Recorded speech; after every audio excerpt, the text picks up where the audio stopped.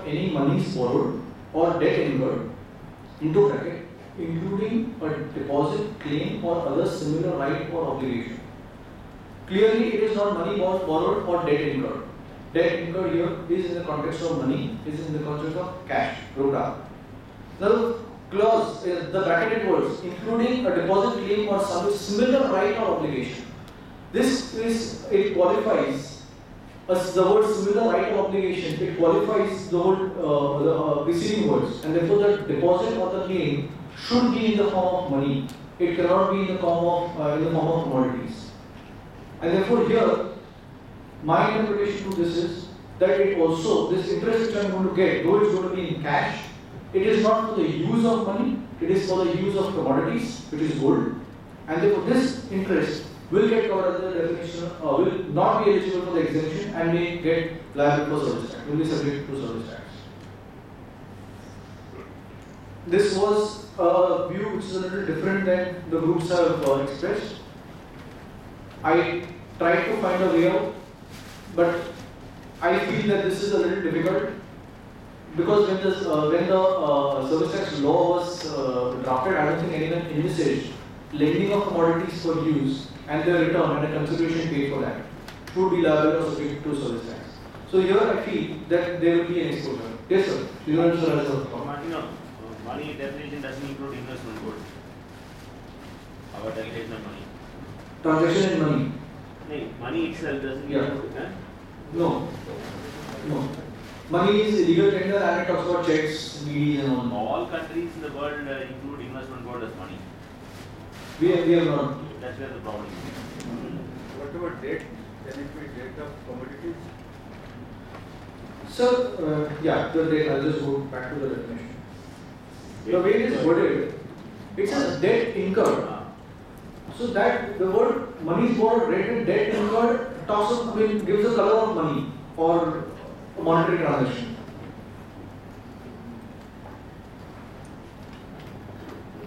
Now the problem is, the finance minister wants to control the current account deficit. He is encouraging the banks to go and get gold deposits.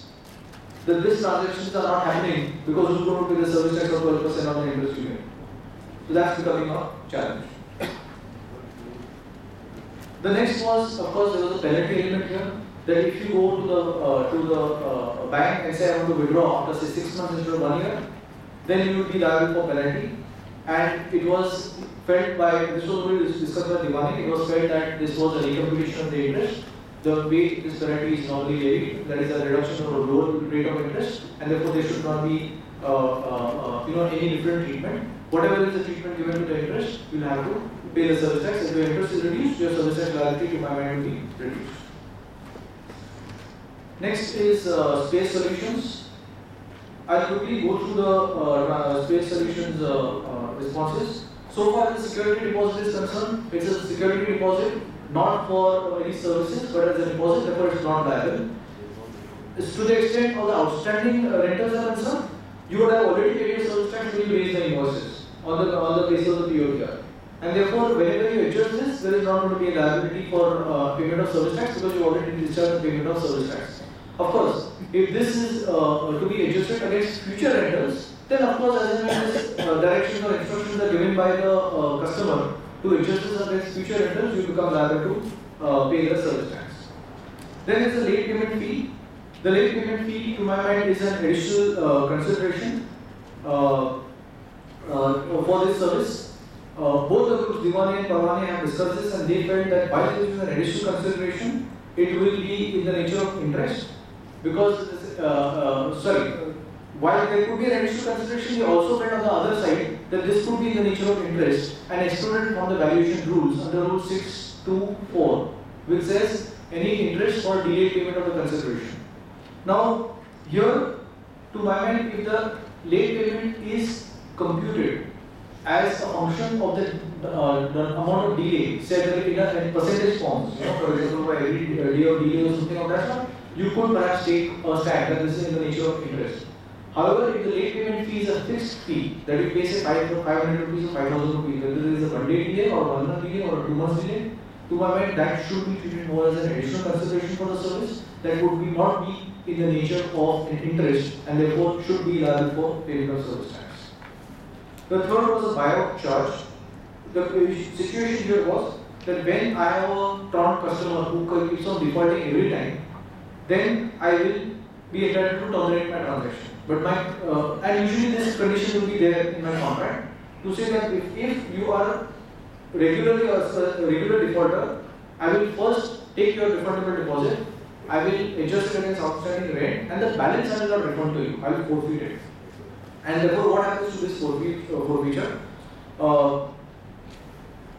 Group Diwanis felt that this is taxable by saying that this is agreeing to an obligation to tolerate an act.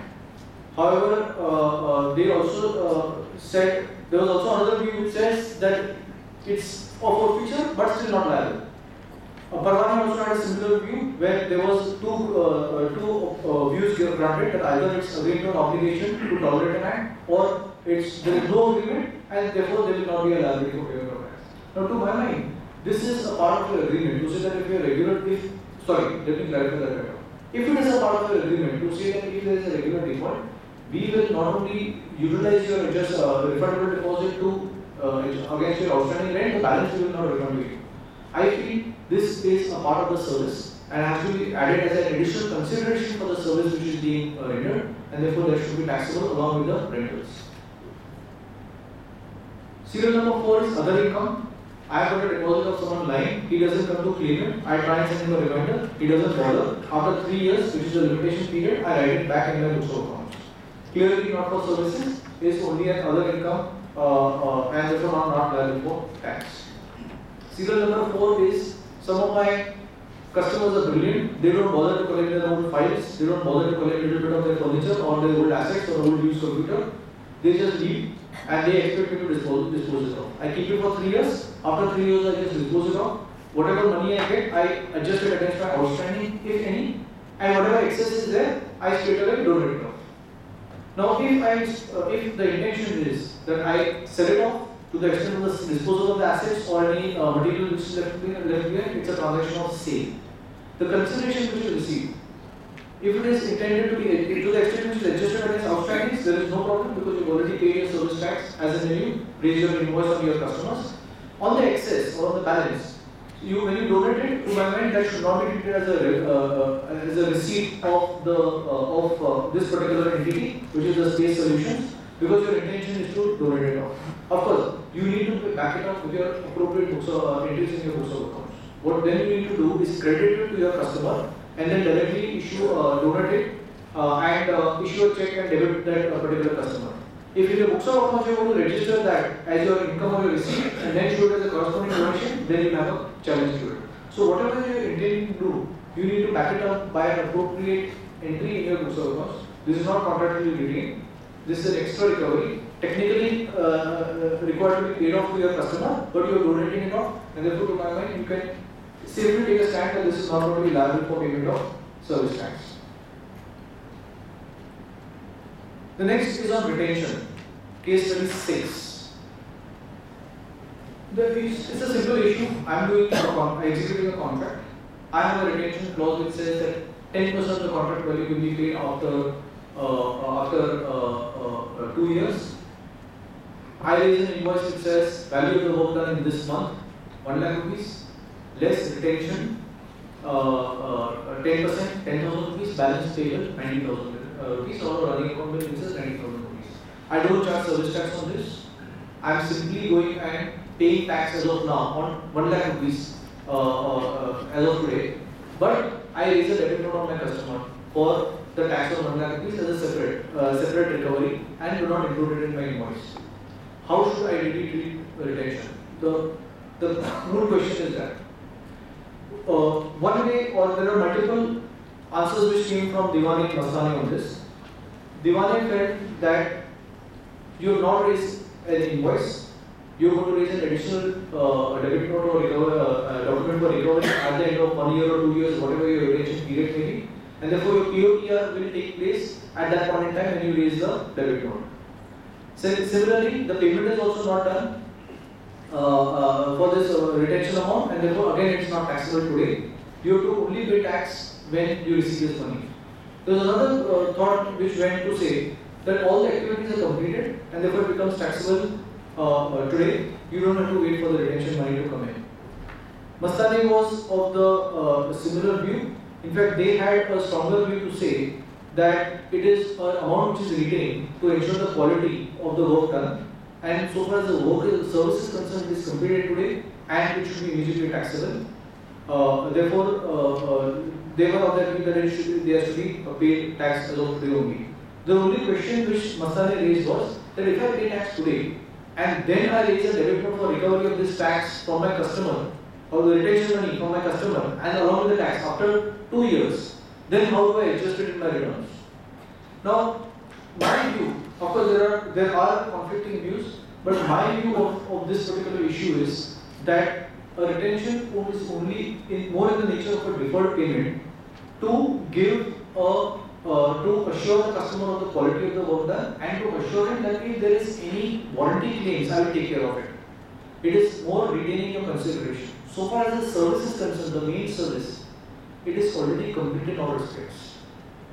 And therefore, is more in the nature of a security for my customer, and therefore tax should be immediately payable on this when I am raising the invoice, irrespective whether I receive the money or not. You may have an agreement with your customer that 10% I will raise by a debit note, or I will not raise any document, whatever it may be. You may also have an agreement with your customer that I will charge you 90% for the contract price, but 10% I will levy tax or recover tax on the 100%. Or if you agree with that, also tax will recover after 2 years. But that is not going to change any aspect. So far as the transaction is concerned, the transaction is completed. You need to discharge the liability for payment of service tax today. When you receive the money, whether it's a retention amount or the tax also the retention amount after 1 year or after 2 years, that needs to be directly appropriate to an outstanding amount. There is not going to be any liability for payment of tax at that point in time. So my view is that it needs to be discharged as of now, because the work is when the work is completed without any delay.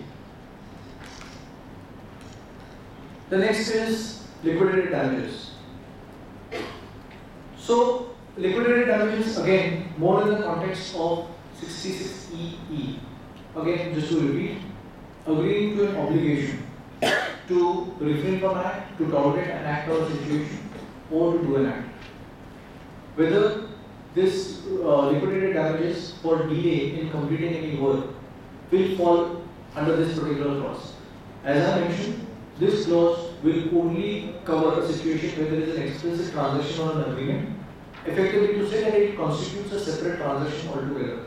Now, will liquidated damages, a clause for liquidated damages in a contract, constitute a separate transaction? I am of the view that such a clause does not constitute a separate transaction in itself. It is not an obligation which I am forced to allow him to delay the work. In fact, I am most interested in getting my work done on time. It is because of certain situations where my controller, my service provider is delayed, and therefore I provide for a penalty on it. Now, therefore, this does not get covered under 66EE. Then the next question which comes up is this particular liquidated damages. Should I treat it as a reduction in my consideration, or I say it's more in the nature of a recovery on which I don't have to pay service tax at all? No liability for payment of service tax, or no penalty, no reduction in the consideration. Well, that is where it gets a little tricky. Again, there is no real logic to this, but I feel that a more appropriate interpretation should be that a liquidated damages is more in the nature of a penalty. So far as the service is concerned, when I am charging 100 for a service, although the liquidated damages is say 2 rupees, my service will be for 100 rupees, on which I should pay a liability for, I should pay service tax of 100 or 100. On the 2, there should not be any treatment under the service tax provisions to be given. It should not be treated as a reduction in my consideration.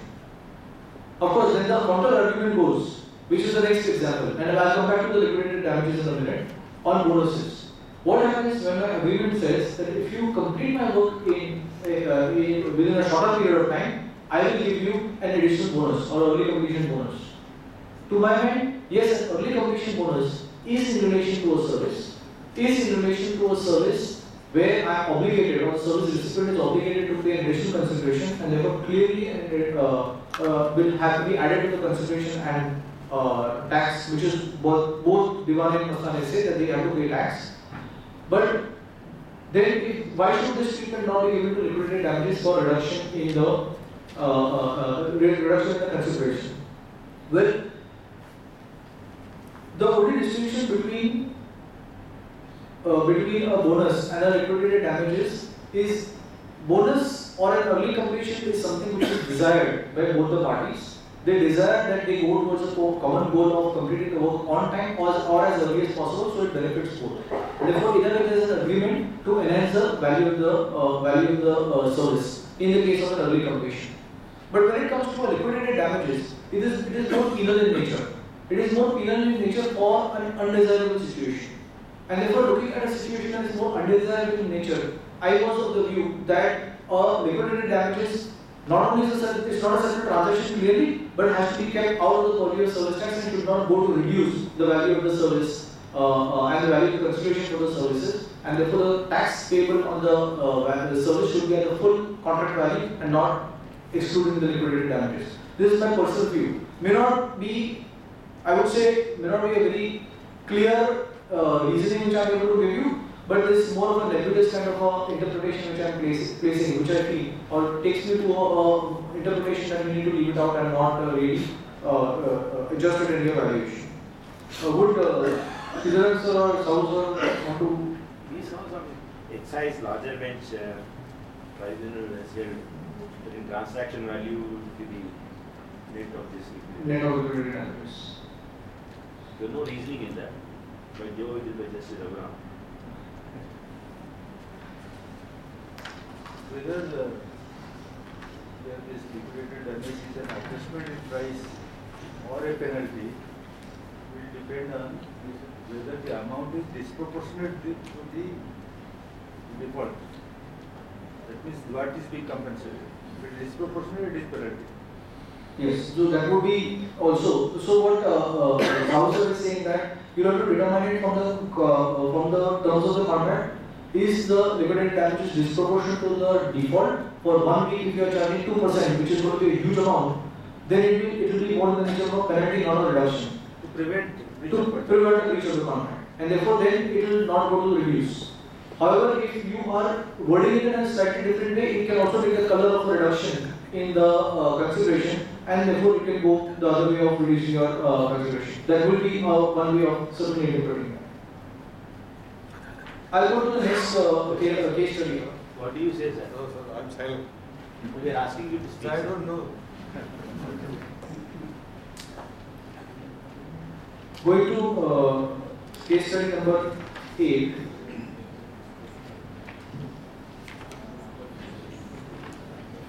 There is a finance company. They are having 4 or 5 different kinds of transactions. The issue was relating to the taxability of these transactions.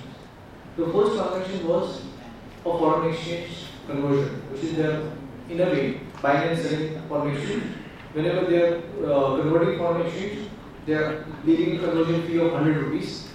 And the question was, would these be liable for payment of tax, and what is the part of taxation? Well, Diwan and Parwane have come out with this, have discussed this, and there is an interpretation which Diwan is gave, is that, or both in fact, Diwan and Parwane, they both felt that foreign exchange are goods and they are not money. And therefore, why should there ever be a provision for levy of service tax on conversion of foreign exchange? Yes, if you look at the definition of money, it says money means legal tender, including any other payment by any other means like check, DD and all those. Now, whether that legal tender will include foreign exchange or not. Girish pointed out some case laws which also mentioned some foreign courts, which also mentioned that foreign exchange are goods, though there was a conflicting decision also on that, and therefore foreign exchange will not be in the nature of money. In the Indian context, legal tender has to be legal tender in India. So certainly that would be an argument which is which needs to be considered. However, looking at the way this particular the law is drafted, looking at the way taxes is being discharged by everyone as of so far, and the practice followed, I would say, I would not want to really venture into an argument as of now, unless I want to take an extremely aggressive view to say that this is not liable for tax at all. So I will, for the sake of this particular discussion, go on the presumption that foreign exchange or conversion of foreign exchange is a transaction of service, and then let us take these couple of examples in this particular case study. So here is a situation where you are going to convert the foreign exchange and you will levy a conversion fee of 100 rupees, whether this is going to be liable for service tax or not. To my mind, in the case where a conversion of this is more to do in the context of the definition of service, and we can quickly run to the definition. There is definition 2, which says, now the definition of service says, any activity excludes or it does not include a transaction in money or actionable claim. So transaction in money is excluded. Then explanation 2 says, transaction in money shall not include. That means it's not money, therefore becomes taxable. Transaction in money shall not include any activity relating to the use of money or its conversion by cash or by any other mode from one form, currency or denomination to another form, currency or denomination for which a separate consideration is charged. That means where there is a change in one currency to another currency or one denomination to another denomination for a separate consideration, it shall not be a transaction in money. Because if this explanation was not provided, then you will have a challenge. Then when I give you a loan, how do you treat that loan? Well, that also becomes a service. Or when you give me 100 rupees and I give you 10 rupee notes, then also that would have become a service. So they said, so long as you are exchanging money, there is no problem, unless you charge a fee for it. So here also, they have not only said form currency, they also form currency and denomination, all. So it also includes to my mind currency. And here, my interpretation is that tax should be payable or leviable only when there is a consideration which is charged for the currency. So if you go to a bank, and typically many banks today are levying a currency conversion fee of 100 rupees. When you go to a bank, you need to then treat it as a conversion of money, and that becomes a service, not a transaction in money, and therefore you need to pay service tax thereon. Therefore, in my first case study, to my mind, there will be a liability for payment of service tax. That service tax, you can go under the composition scheme and pay tax under the composition scheme at those slab rates under 6(7)(c) and be done with it, and be done with it. The second transaction is the mirror image of the first one, where the only difference being that there is no separate consideration. Now, this second transaction is really the transaction which takes place in the real world. So, in the real world, there is no one who is going to really sit and do a conversion between two parties. What do banks do? They buy $1 million, they have $1 million. If you want, they sell it to you.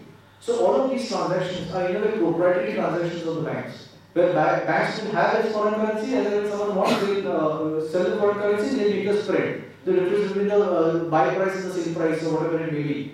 So to my mind, this transaction, where in a way are more proprietary transactions where they go and buy and sell on their own account, which is always the case. Any money changer or any bank will always do that. Where no consideration is charged, should clearly be a transaction in money and should fall outside the purview of the service tax limit. I do understand though that there are some players in the market who don't charge a fee, still they are paying the service tax. So though I have not been really able to ascertain the exact reason why they are leaving service tax, although they do not pay the 100 rupee charge. First National City Bank, ECJ. Sorry sir? First National City Bank. European Court of Justice dealing with this very question. Okay. Spread has to be taxed. They have said the spread, and that is also what in a way our rule 2B has said, that you need to tax the spread. So when there is no charge, then can I say it's going out of my service, not only a question of valuation. There is no separate charge. There is no separate charge. It's built into it.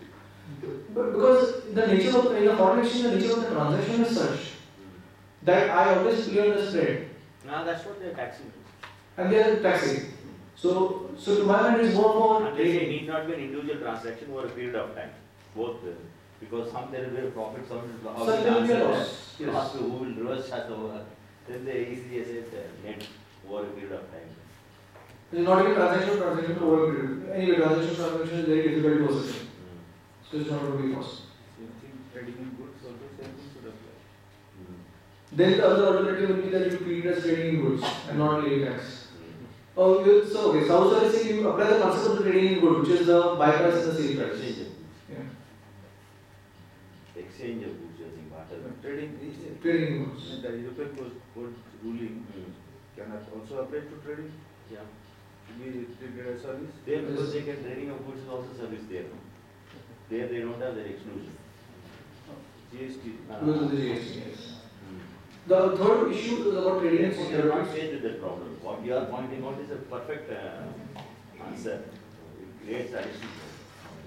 The third question is relating to trading and securities. This is more in the nature of stockbroking services. Stockbroking services, now the definition of goods includes securities, therefore it includes shares, and therefore these no longer fall under indemnity services. Earlier, you might recollect, the stockbroking services were performance based and therefore they were always taxable.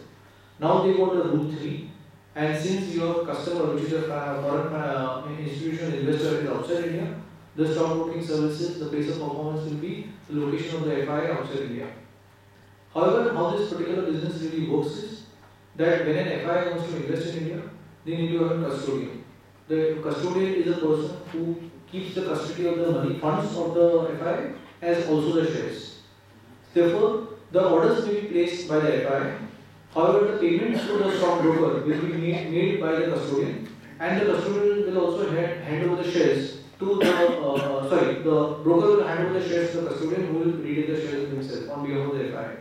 And therefore, in this situation, we are coming to a situation where, although the place of performance of the services are outside India, the consideration is received from the custodian in India, and therefore this is becoming a exempt service and not an export of service in the absence of consideration in foreign currency. There was one particular question which arose, that can you not treat it as an export by saying that at some point in time there was a conversion which had taken place. Essentially to say that the FI may have remitted the money in foreign exchange to the custodian, and the custodian is paying the Indian rupees, but there was at least some foreign exchange which came into the country, and therefore